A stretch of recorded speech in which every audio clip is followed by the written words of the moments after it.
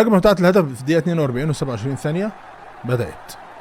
عايز اقول لك طبعا اتلتيكو مدريد هيرجع دلوقتي. ارسنال بيهاجم، اتلتيكو مدريد كانوا مره يحاول يخترقوا وبعد كده ترجع الكره تاني.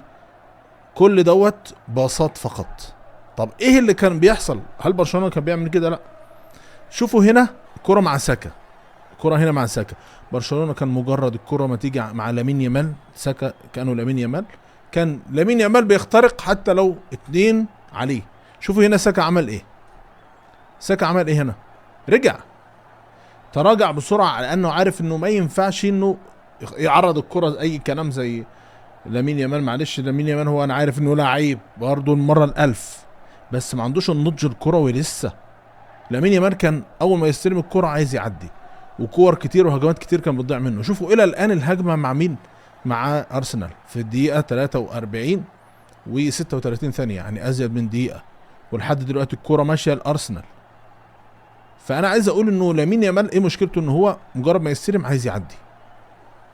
هنا طلع اوبلاك وكانت غلطه اوبلاك هنا، وبعد كده تراجع تاني، كرة اتعرضت شاطت على اوبلاك، ساكا تابعها وجول دقيقة 44.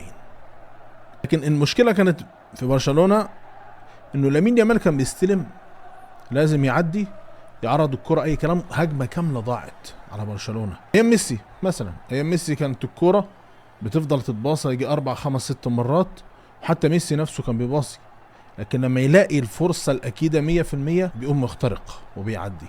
غير كده لا، مش كل كورة أروح أعدي. باختصار، وكان نفسي إن فليك يفهم النقطة ديت في لامين، مش كل كورة تعديها. تصريحاته اللي كانت قبل المباراة حسيت إن فيها غرور، لأنه كان بيقول إيه؟ سيميوني ما يخليش عليا 3 لعيبة لاعب للاعب، أنا هعرف أعدي.